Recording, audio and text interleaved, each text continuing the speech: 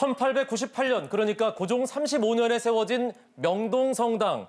명동성당이 위치한 중구 명동길 언덕은 당시 행정구역으로 명례방에 속한 곳이었습니다. 때는 정조 제위 8년째가 되는 1784년, 정약용과 이승훈, 이벽은 명례방에 모였습니다. 이 명례방 언덕에 우리나라 최초의 천주교 순교자인 김범우의 집이 있었기 때문이죠. 여러분, 그거 아십니까? 우리나라가 세계에서 유일하게 선교사가 아니라 평신도에 의해서 천주교를 받아들인 나라라는 사실. 그래요? 유리한 거예요? 초기 천주교 신자들은 김범우의 집에 모여서 신앙 집회를 시작했고 이를 명례방 공동체라 불렀습니다. 이후 신유박해, 병인박해 등의 고난을 겪고 나서 1886년 한불 수호 통상 조약이 맺어집니다. 그러니까 선교의 자유시대가 펼쳐지게 된 거죠.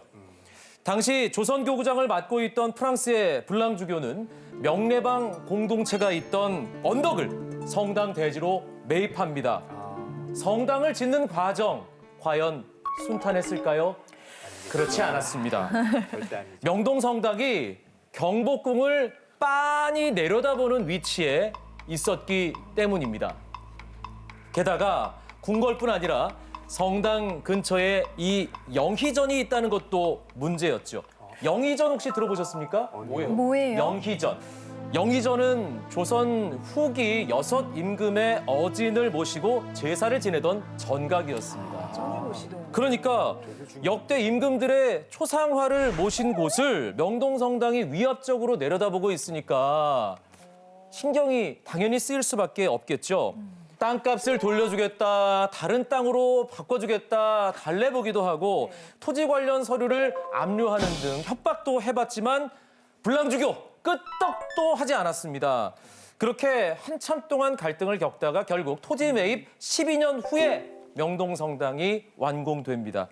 참고로 영희전은 명동성당 완공 이듬해에 다른 곳에 새로 지어서 6 왕의 어진을 옮겼다고 합니다. 결국 조선이 옮긴 거예요, 그렇죠. 영희전에. 정말 물러선 거라고도 볼 수 있겠네요. 이게 명동성당이 세워질 때부터 조선 왕실과 이 갈등이 문제가 좀 많았군요. 근데 아무리 생각해봐도 12년이나 걸렸다고요? 좀 너무 긴 거 아니에요?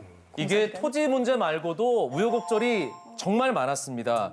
천주교회는 이 성당 건축에 필요한 자재는 현지에서 조달한다는 원칙이 있습니다.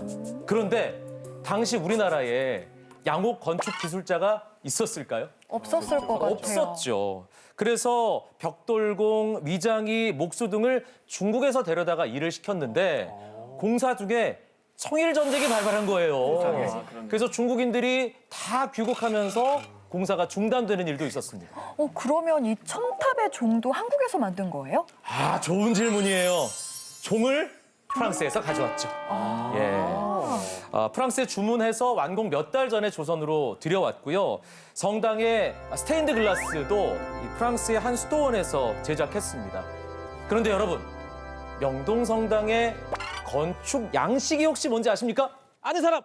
자, 이시원 학생. 고딩 양식! 역시 좋은 학교 나왔어요. 대교구. 학창 시절에 서울대교구 출신입니다. 서울대교구 출신. 고등학교 미술 시간에 졸지 않고 우리 이시원 학생 공부를 열심히 했다는 걸 알 수 있습니다. 프랑스 노트르담 대성당으로 대표되는 이 고딕 양식은 높은 천장과 뾰족한 첨탑이 특징이죠. 신의 존재로 대변되는 빛을 더 많이 받기 위해서 그런 양식을 택했다고 합니다. 이 첨탑의 높이가 47m나 되는 명동성당, 뾰족집이라 부르면서 연일 수많은 구경꾼들이 몰려들었죠. 이 매천 황현 선생의 매천야록에 보면 이런 구절이 있습니다. 길을 가던 노인들은 지팡이를 짚고 바라보며 한숨을 내쉬고 떠날 줄을 몰랐다.